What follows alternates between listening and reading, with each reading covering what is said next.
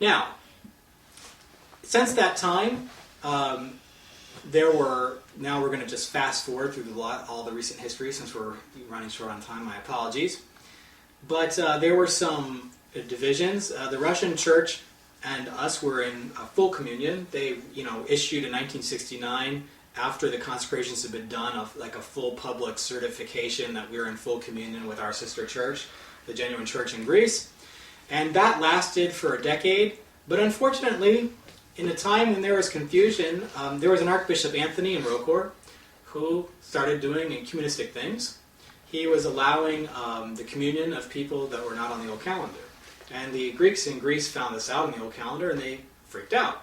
So one of the priests that was commemorating Anthony left. He lived in Portugal, and he joined our church. And our church received him without a canonical release, which was wrong. Canonically, that was the wrong thing to do. We don't make excuses. It was the wrong thing to do. But they said, well, his bishop looks like he's about to go, with ecumenism. Well, we need to protect this priest. But the Rokor Synod did not discipline the bishop, and the bishop eventually did die in the church. He didn't die, outside. He stayed in the Rokor church, so he was a little bit liberal himself, but he wasn't committing heresy. So our church then made that priest in Portugal a bishop, and he established a large church in Portugal doing missionary work. Well, Rokor ceased concelebrating with us at that time in the 1970s, but they still allowed intercommunion, and in fact intercommunion between our church and Rokor continued.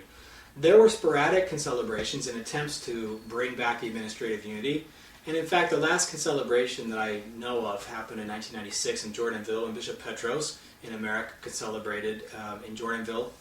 But to make a long story short, Rokor, as we know, the Russian Church abroad, eventually reunited with the Moscow Patriarchate, the Church in Russia, believing that communism had ended, and that that ecumenism wasn't really that big of a deal.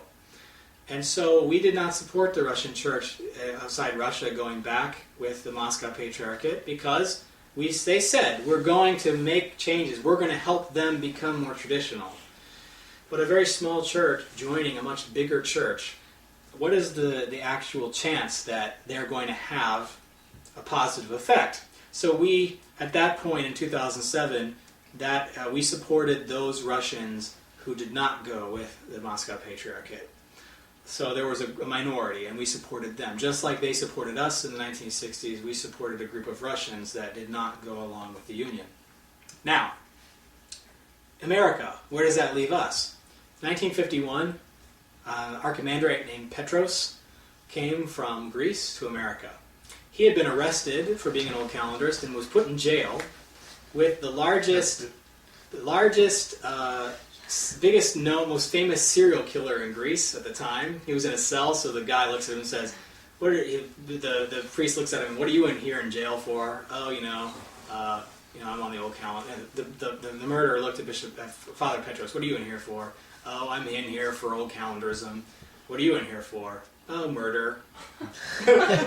oh my, And the family farm being seized, and it was impossible for him to make a livelihood. And now some of the Old Calendar churches in America, because many of the churches in America stayed on the Old Calendar because they were independently owned. And when the church in Greece went to the New Calendar, many of the churches that were independent, that were royalist, didn't go to the New Calendar. So some of these parishes still existed in 1950, and they invited Bishop Petros, Father Petros, to come, and he became the priest of one of them in New York. And that's how St. Marcellus started. And then also, he eventually was made a bishop also by the Russian Church abroad in the 1960s. And from that time on, he maintained several communities of Greeks under the Old Calendar. He died in 1997, and his nephew, Pavlos, became the bishop and is our current bishop now. So we have been expanding recently, both new Greek parishes from people coming over from New Calendar, and also missionary work, like what's happening in Raleigh, me being ordained, and in other places. Arkansas, we just opened a church in Arkansas, and a beautiful Byzantine church. The guy was a doctor and very graciously built a church with his own funds. And church has been planted. So we've been growing, and now our church in America has 4 bishops. And something like, I don't have the exact total because it just changed, just grew, but 32 priests. And so we have presence here in America. And what are we doing? Well, we're trying to witness the Orthodox faith. We don't pray with non-Orthodox. We don't celebrate with the new calendar. And we don't do anything modernistic. We have confession. We have baptism the right way. When we have people convert, they are baptized. Just like I was baptized with my wife by 3 immersions, and then our marriage was blessed in the church. It was the best day of my life.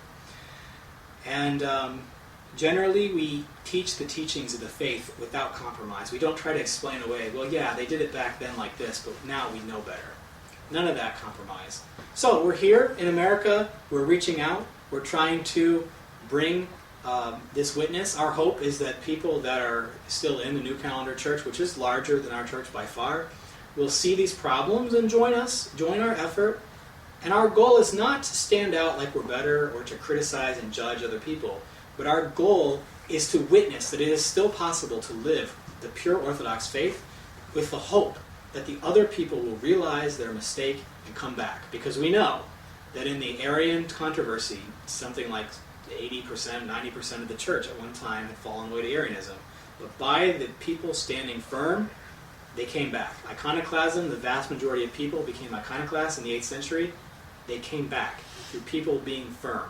So we are firm, we're here, and we're just witnessing and doing things the right way. If other people aren't doing right things, just like St. Maximus, we're not condemning them as people, but we are saying that there is a right way to do things, and we're going to follow the Fathers, no matter what, as the saints said, will befall us, no matter what hardship we find. So with that, that's the brief introduction to the problem, and the brief introduction to how we as Old Calendarists believe the solution comes. And with that, I'll end my talk, and we'll take any questions. In the name of the Father, and of the Son, and of the Holy Spirit.